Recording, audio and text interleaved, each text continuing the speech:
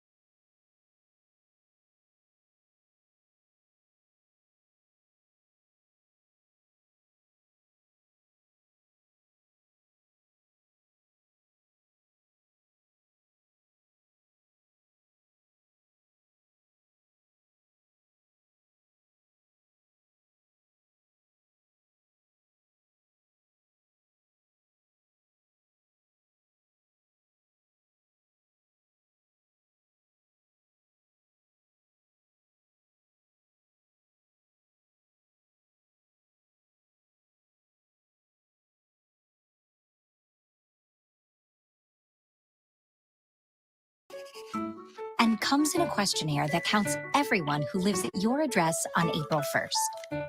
The data can be used to inform funding for services like fire stations, schools, clinics, and representation that affect your community. How will 2020 census data be used? Where there are more people, there are more needs for public services. That's why the census is used by the government to inform funding decisions each year. But that's not all. It's also used by nonprofits to inform services, by businesses to create jobs, and even by students for school projects. Understanding how the population changes helps us shape communities across the country for the better. How does the 2020 census affect representation? There are 435 seats in the House of Representatives. These get distributed to the 50 states by population, and an accurate census response helps your state get the right amount of seats. States with smaller populations get at least one, while states with larger populations might get more.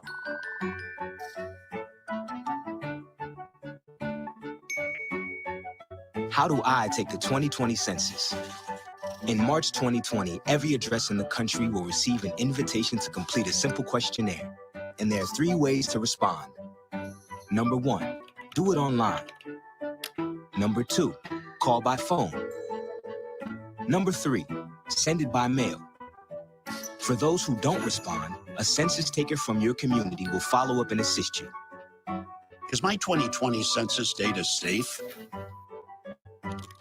After sending your census response, your personal information is kept safe. By law, it can't be shared with any other government agency, law enforcement, or landlord. No one. So take your 2020 census with peace of mind.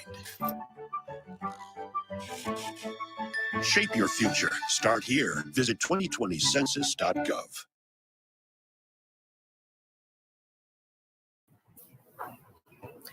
Hi, everybody, and welcome to our Moving for the Census event. We're so happy to be here and glad that everyone is joining us. So today we want to share some information on behalf of, Community Action Partnership of Orange County, CAP OC, and then we have some really great guest speakers that are joining us to share and educate us about the 2020 census. And of course, to get our Zumba on. We're so glad to be here, moving and being active while also being active in the census. So we have a great setup today for moving more and also to give us a little bit of information. My name is Melissa Arvizu, and I am one of the program coordinators at CAP OC. My program is Move More Eat Healthy, and that is how we are bringing you the free Zumba class today. So, our goal with Move More Eat Healthy is exactly that, to move more and be healthy within our communities. So today we're going to do that by getting a little bit more movement and getting some Zumba fun in. We do have a special guest with us today to talk about the 2020 census and why it's so important for our communities to respond. It's safe, it's confidential, it's a very short questionnaire. So we want to make sure that 100% of California gets counted. As we saw in the video, it's super important for certain resources, for our communities, and we want to make sure that Orange County gets 100% counted, and not just Orange County, but California as well. So it's super important that we talk about the census, that we share about the census, and we get the word out. So thank you again for joining us. I'm going to introduce our first speaker. His name is Ravi Sang. He's a program coordinator at the Cambodia Family Census. So thanks for joining us, Ravi. Thanks so much, Melissa. So yeah, my name is Ravi Sang, and as Melissa said, I'm a program coordinator at the Cambodian Family Community Center. Historically, we specialize in serving the Cambodian people of Orange County. Our community is smaller, but that doesn't mean we should be forgotten. The census is important for us because it directly and indirectly affects the amount of funding and resources available to our community. If you remember the video in the beginning, they mentioned that nonprofits really use this data, and that's super accurate. If you didn't know, the Cambodian community in America is largely made up of refugees, and we suffer from incredibly high rates of PTSD across the age spectrum, from youth to adults to elders. So our agency holds dear culturally significant in-language mental health care for our limited English speakers.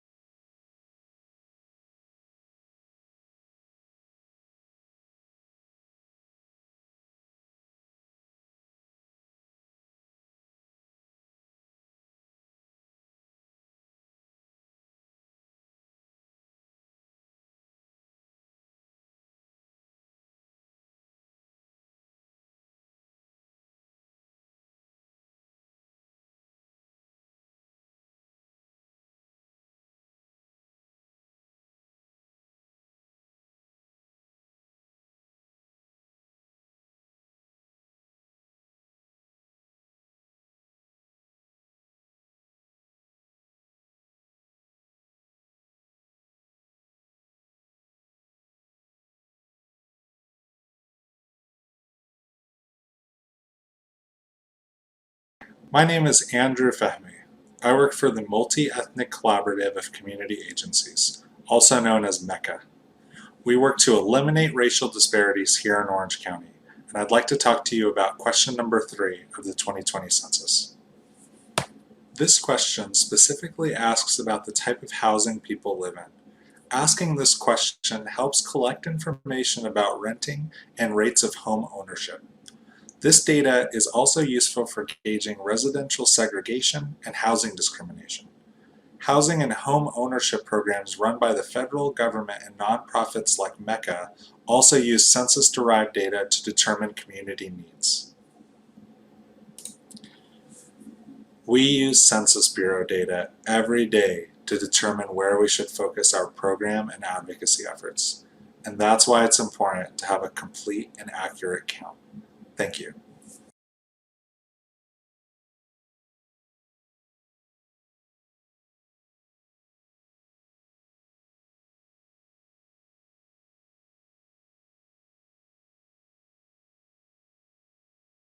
Hoy pasé una hora hablando con mi comunidad en el Parque MacArthur sobre el census. Como los jóvenes que va a heredar el futuro de esta nación, sabemos que las escuelas bien financiadas son importantes.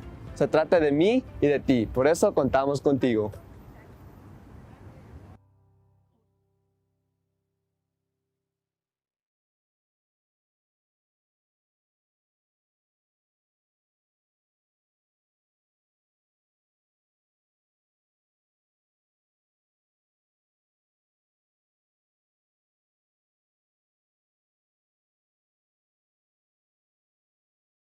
My name is Nahla Kayali, and I am the founder and executive director of Access California Services, and we serve the all underserved community. Hello, my name is Mohammed Hijazi, and I'm the programs manager here at Access California Services. The U.S. Census Bureau recognizes 4 official race categories, and we understand that this can be a confusing question. Okay, Nahla, since these questions are a little bit confusing, my first question is, what are the 4 racial categories that are listed on the U.S. Census?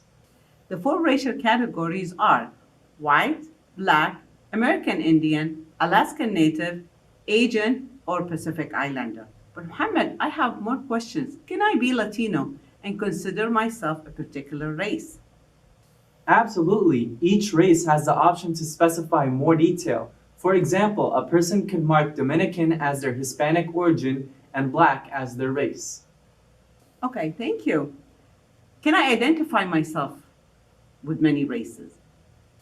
Yes, some Latinos consider themselves of many races and can check as many race categories which they identify with. Can I simply be some other race? Yes, some Latinos do not consider themselves as part of any official race categories. They can mark some other race and specify more detail if they want. The race question is important in the 2020 U.S. Census because it helps local, state, federal governments allocate funds. It also Okay. Let's get a cup of water really quick. Is it okay? Okay, no problem. Sorry. So Lauren, I'm taking you off as well. And then bye, Jonathan. And I'll take myself off as well. So you start whenever you're good. Okay. Oh, excuse me. Let's turn off the PC.